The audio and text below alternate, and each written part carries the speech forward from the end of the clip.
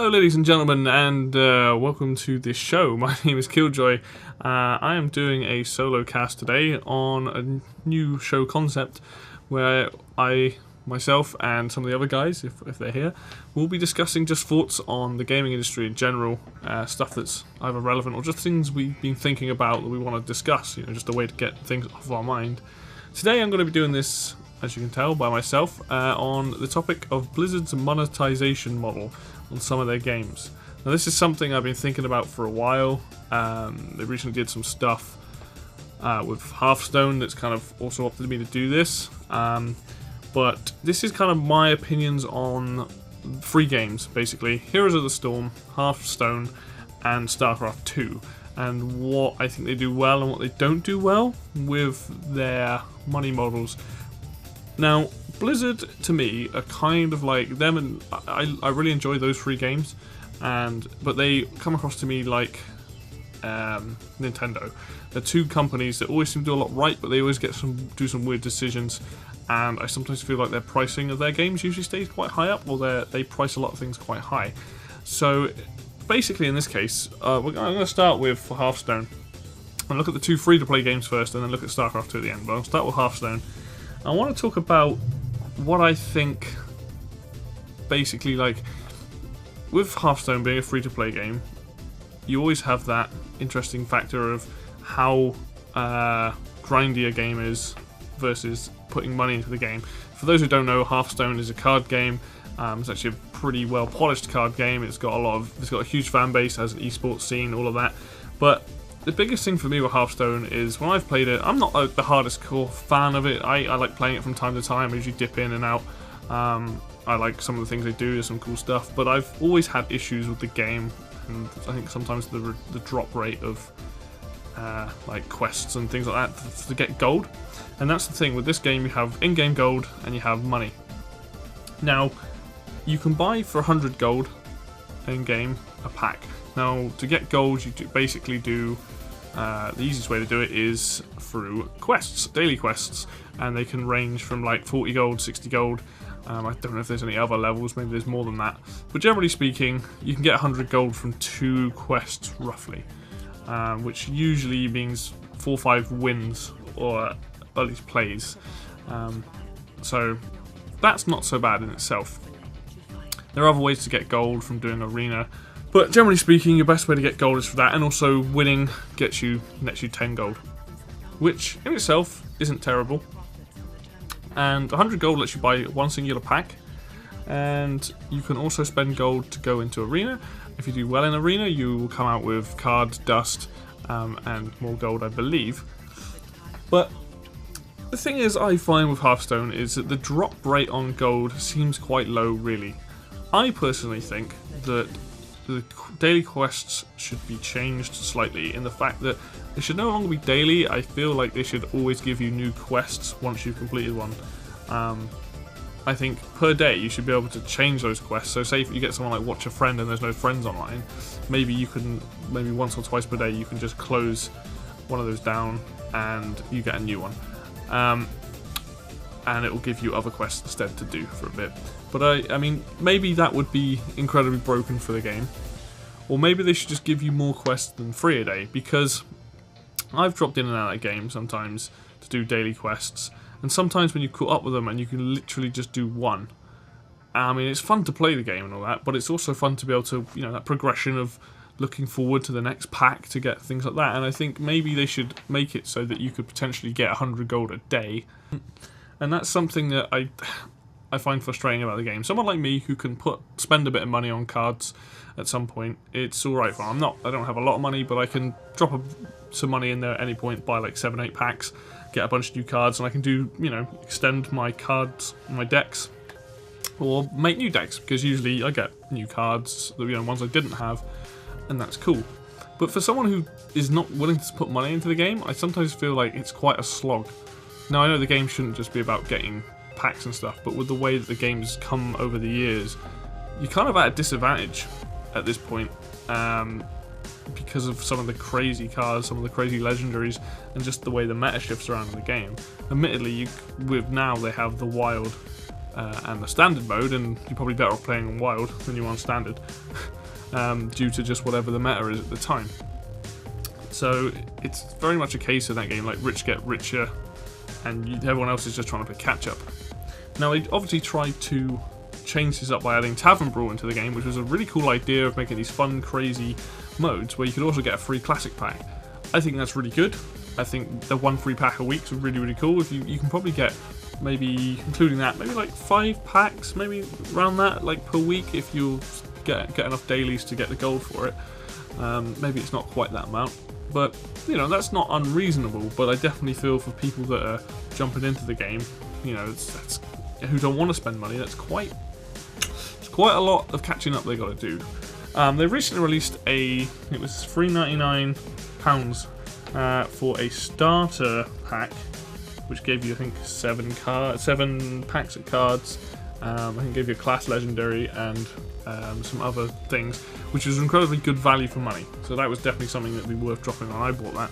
But if I take a look at what things are worth, 2 packs is $1.99, which is kind of reasonable. 7 packs is $6.99. 15 is $13.99. 40 packs is $34.99, and 60 packs is $47.99. Now, if you've got the money to drop on that, that's not awful value. Bear in mind, 100 gold equals 1 pack essentially.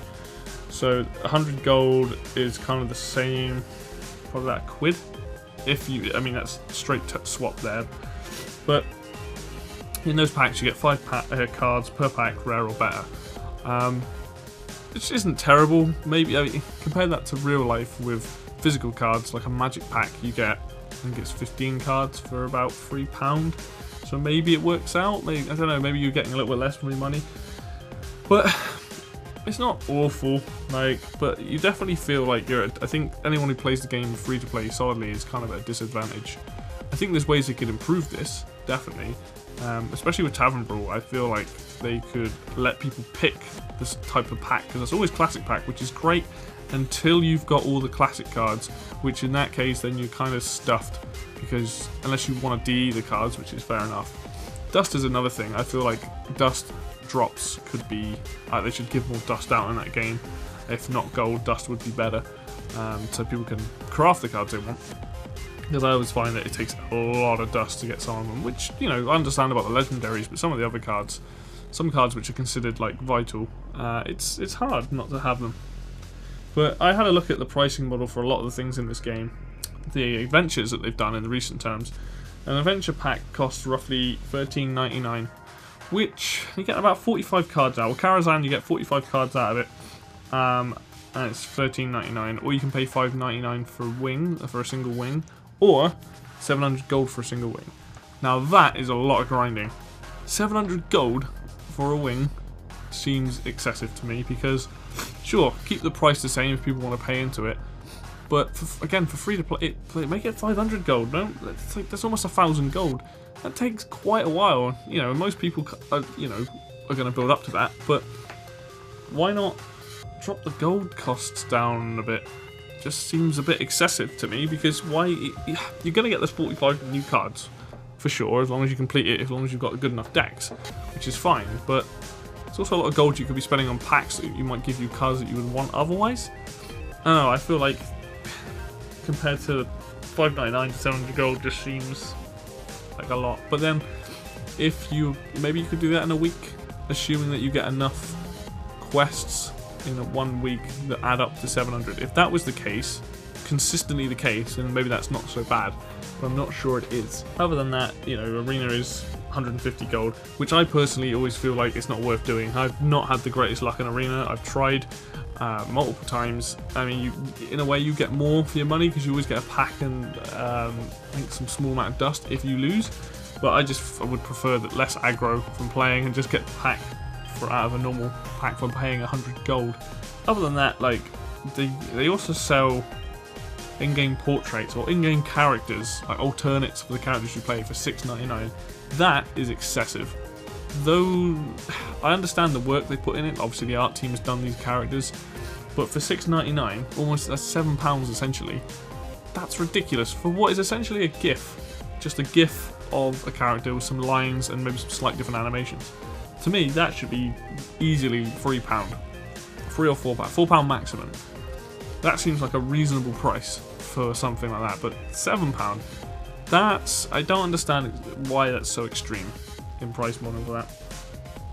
And also, recently, Blizzard decided to show off a new tavern brawl, which cost, I think, about £10, or I can't remember how much gold it was, but it was quite a lot, and it replaced the normal tavern brawl.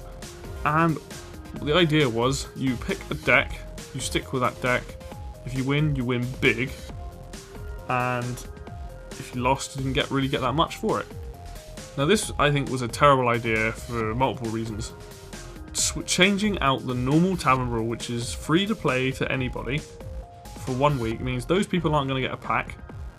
Also, making the tavern brawl about meta decks rather than making some crazy rules was ludicrous to me. Essentially, it was a more expensive version of Arena with higher rewards, but then screwed over all the free-to-play players. Why wasn't this in an Arena mode for a week?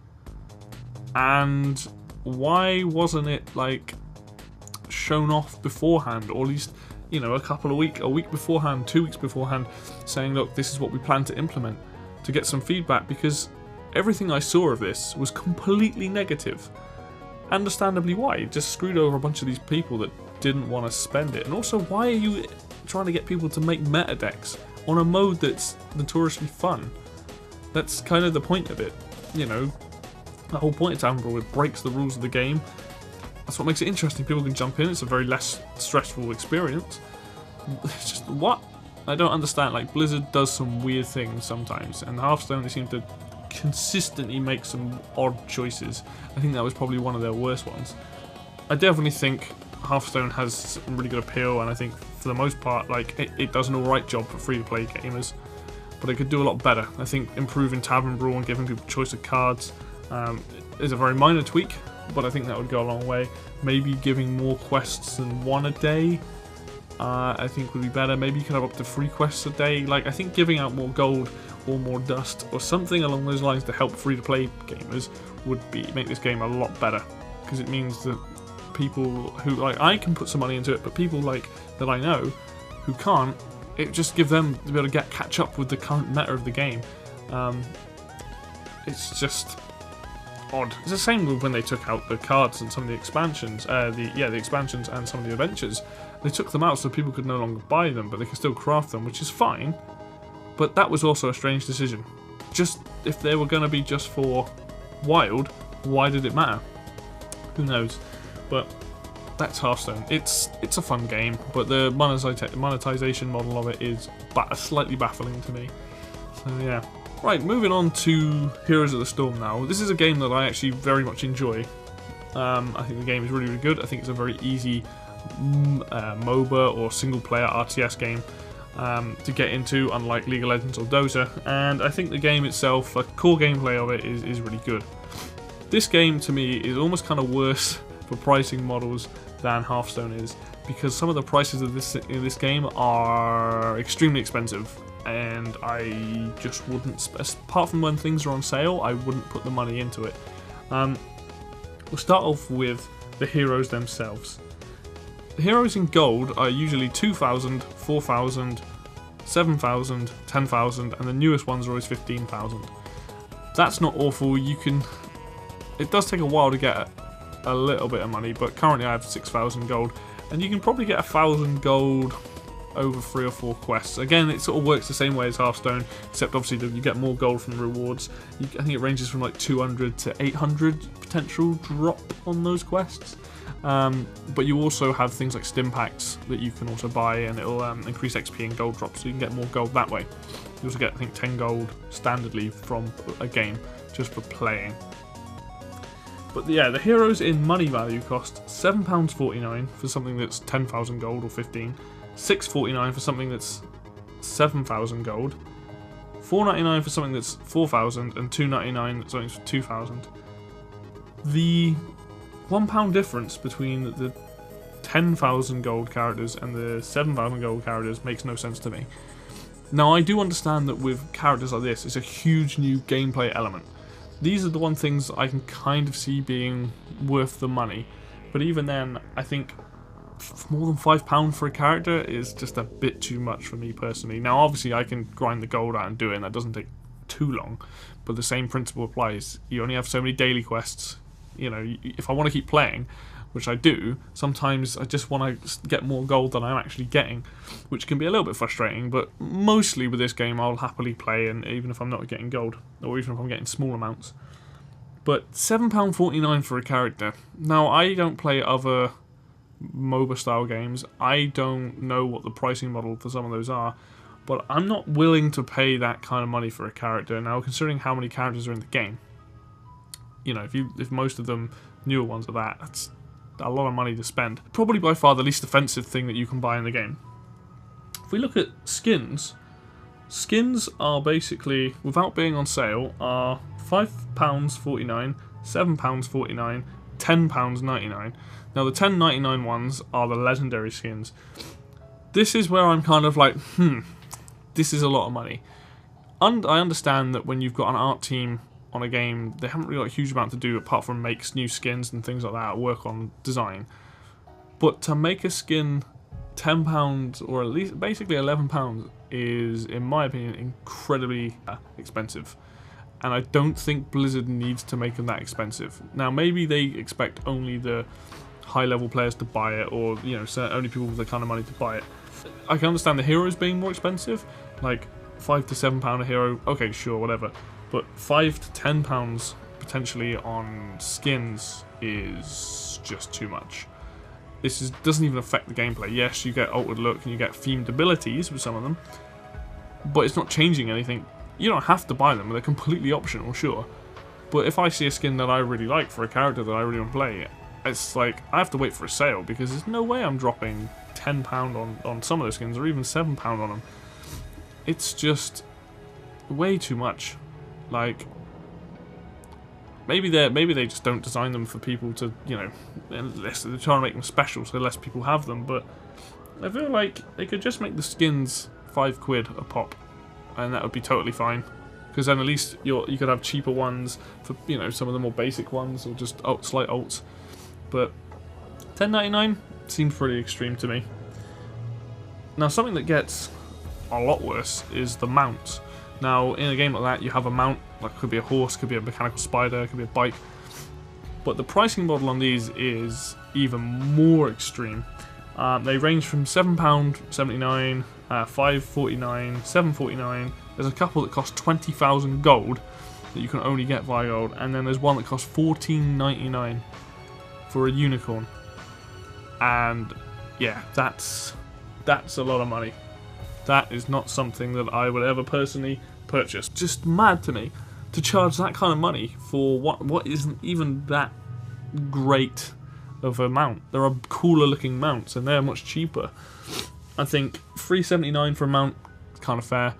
20,000 gold is incredibly excessive. At that point, if I had that much gold, I'd be spending that on characters. That's 2 characters almost, 2 newer characters. Compared to a mount, not worth it. £7 is pushing it way too much. £5, maybe that's what your premium should be. But $14.99 for one is mad. I mean, these rotate. Their mounts rotate in and out over time. And it's one that, you know, sometimes you see some, if you don't get them at the time, then they're gone for a little while, or they come back at certain times of the year. Other things that they put in this game are stim packs, which I think for low-level players is definitely worth buying if you have the money.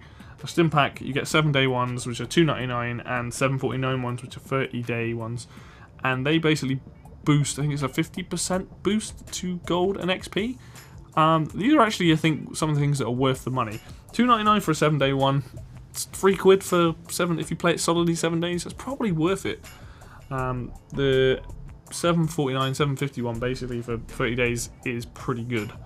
I can't really argue with that. I think that's definitely value for money there. If you're going to play it a lot over the coming month, then having a stim pack is worth it. Obviously playing with friends as well, and the good thing is, the more friends you play with, the more bonus XP you get as well. That's something that seems reasonably priced compared to some of the other things in the game. Lastly is bundles that they do. Now, these are the prices of the bundles that were currently online when I checked this, and they also vary because I have some of the characters or mounts. So we've got things for £31, £23, £22, £16, £34, £15, free £4, £33. Now, usually these bundles include a bunch of characters and some skins or some mounts. Now, the thing about these is sometimes you look at a bundle and it has like, there's one in there which is the £15 one, I believe, and that's for the newest character. And you get the newest character, I think a mount and a skin. I think the skin and the mount cost more than the character combined, and that's mad to me. And that's the thing with some of these bundles, is they cost a bunch of money, but most of the time you're just paying for the extra skins and the mounts. Now, you get this stuff at discounted prices, which is something I actually think is quite cool. Even the ones that are £33 and £31, I have some of that content, so I've already, you know, it's reduced. I think it's probably more like £40–50 potentially, considering that I had some of that stuff. But they're interesting, the bundles. I don't really know whether they're well priced or not. I mean, I imagine they are, but I think you should be, or maybe customizing bundles would be quite good. Be able to get like some stuff. But I suppose they kind of want to make you buy the things they want to sell at the time, because those rotate as well. All in all, I think Heroes is a really, really good game, but with the monetization that they have in it, it's a bit weird. I think, you know, I understand that it takes a lot of effort to make and create skins and mounts, but Blizzard doesn't need to charge that much for it. And I think that's a real big problem with some of these games. It's something that just annoys me because their games do well. Regardless of what people say, you know, their games do well, they're popular, they obviously have Overwatch out, which has been huge for them. Not looking at that today, because it's not a game that I play personally. But out of the games that I play, StarCraft, Heroes, and Hearthstone, I mean, StarCraft has the best model. So let's move on to that. So, StarCraft 2, out of the free games, isn't a free-to-play game. It technically is in the sense that you can get a starter pack for the game that lets you play certain modes for free. I think it lets you play some of the arcade mode for free, co-op, and maybe something else. I'm not sure what else it gives away, but to be fair to Blizzard, absolute respect for this, because I think StarCraft 2 does a lot of things right, and this is a game that you pay, you know, full box price for. Now, on their Battle.net, you can buy all three of the games for 50 quid, essentially. Or you can buy the two older games for £16 and the Legacy of the Void for 30 quid. Now, if you buy the original, any of these, I think you get the main expansions and whatever modes and things they came with. I actually think 50 quid for all three of them is completely reasonable, because just those games alone, without any of the extra content, is worth it. You get free giant single players, which are worth it. You get the multiplayer, which a lot of people play. You get all the modes, and you're literally, at that point, you've got this full package. If you're going to buy one game, it's going to be an RTS, absolutely worth the money. And I think this is why this game, even though I like this game a lot, I think that the fact that it is a full price box game makes a lot of the stuff that they're charging for it as extras more reasonable than in a free-to-play game where I feel like their stuff's overcharged. So, on top of the main game and all the modes, if you look at co-op, in co-op they added more commanders. Each of those commanders is £4 essentially. Maybe I would make it 3 quid, but let's just splitting hairs at this point. The co-op commanders add a lot of gameplay. You get all of the extra missions for free. You've now got mutators, which is, you know, free as well. But the free co-op commanders they've added, that's completely changes the way you play, because each race handles completely differently. Each commander handles differently. They've recently put Nova in, which completely changes how you play Terran with the other two. You know, Reyna's more about the infantry, lots of large infantry, Swan's about vehicles, Nova's about just elite units, a very small army but very powerful army. And they all handle differently. And you know what? Spending 4 quid on that is going to probably give you hours and hours of fun. And you have almost of the, or at least 3 of the commanders for free if you get the Starter Edition. If you get Legacy of Void, you've got 6 commanders, I believe, or might be 7. And it's just insane. Like, really, the money that you spend on that is going to give you a huge amount of gameplay for 4 quid. To me, that's worth it. I only have one of the 3 possible commanders you could buy because I'm still leveling up the others. But just having Nova has now given me 4, 5, 6, 7, 8 extra hours of gameplay into it, and I still plan on putting more into it. That's something that I think, value for money wise, is really, really good. I don't know why have that much better value than their other games. Like a character, obviously the game, it's an RTS. Yeah, you know, the units don't have as much character. I mean, obviously in look, but you know, they're not single characters in something like Heroes. But it just seems more reasonable to me. And now I wonder if this is because it's a full price game. You've then got voice packs. Now this is the one thing I think is a little bit expensive.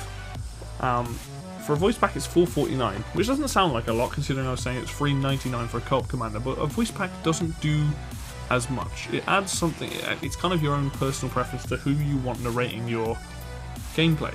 So standardly you have the voice for Terran, Zerg and Protoss, but now you have like Reyna, a Swan, Kerrigan, all these other characters that you can have become the narrator, you know, when telling you when you're under attack, telling you you've run out of minerals, all that stuff. And I think that's really cool. I think that's a really good addition. But I also think it's just voice lines. I think, personally, I think this is something else that I think should probably be more like £2.50, £3. I might buy one, or if they don't want to change the price and they keep the price as it is, like they will, I think what they should let you do is you should be able to test out one of the voice packs per. You get one game where you get to test it out to see if you like it, because there's nothing worse than buying something and realizing you don't like it. And I think because it doesn't give you that many voice lines when you preview them, I think it would be much cooler if it was like, here's one free game where you get to use it once. If you liked it, then sure, then you block it off again and you have to buy it. If you don't like it, you go, well, I didn't just waste £4.50 on it, you know. So I think that's much better. You've also got the Nova packs, which is like an extra campaign. Each pack is 3 missions long and has pretty good replay value in it. On its own, a pack is £6. Altogether, it's £12 for all 3 packs, essentially, $11.99. Now that is worth buying just for for all the packs, rather than paying the $5.99. If you can't afford it, sure. At least that way you could buy the first pack. If you liked it, get the other 2. But you can't buy all 3 once you have one, so you have to pay them at the regular price. Now I really enjoy it because it's a Terran campaign, it's a cool story, yeah, it's a bit cheesy, but it's fun. To me, that's absolutely acceptable. £12 for a 9 mission campaign that's pretty, like, so far I've played 2 of it, has some cool, like, missions. It's cool what you can do with the upgrades. It's not quite as fully fleshed out as the other campaigns, but it never was. It was always a much smaller campaign. Absolutely reasonable. If they keep doing this, where they keep making campaigns and they're about £12 for them, for like 9 missions, seems. I mean, the thing with this is it comes down to value for money, and I definitely think that the value for money in 9 new missions with, you know, different replay values is worth it. Now, some people might disagree. Maybe they think, oh, maybe it's not worth. Maybe like £9's more suitable. Maybe people will be willing to pay more because of the content.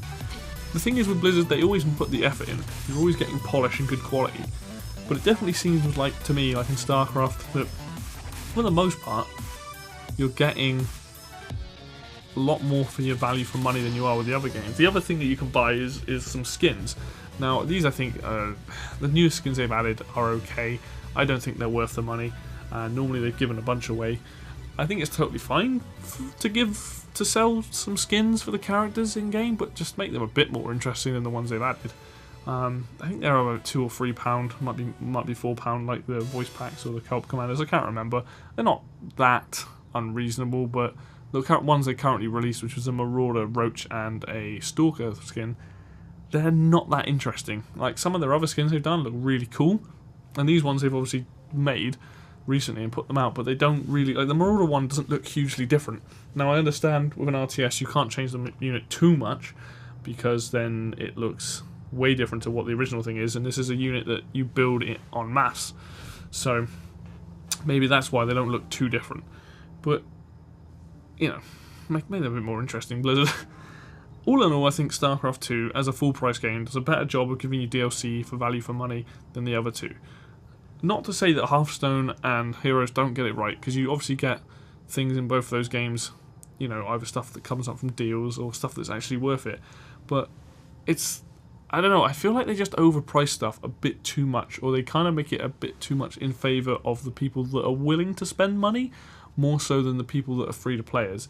Now, I think they've done some cool stuff with Heroes, where you get there's a decent rotation of characters you can play per week. But as somebody who's just going to play the game, that's fine.